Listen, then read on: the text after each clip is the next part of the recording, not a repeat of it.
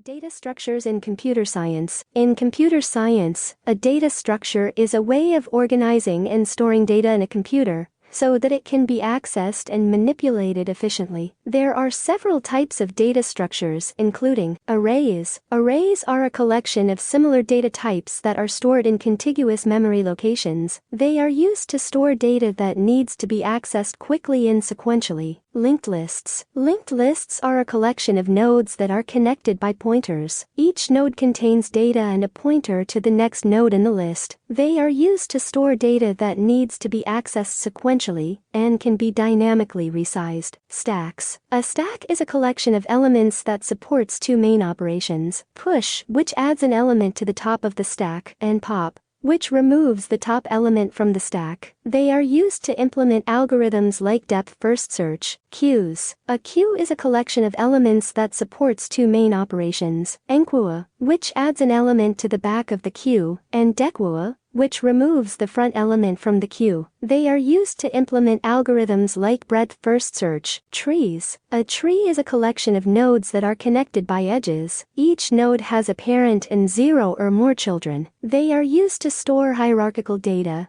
like file systems or organizational structures. Graphs. A graph is a collection of vertices and edges that connect them. They are used to model relationships between objects, like social networks or transportation systems. Choosing the appropriate data structure for a particular problem is an important part of algorithm design, as it can have a significant impact on the efficiency of the algorithm. Data structures in computer science. In computer science, a data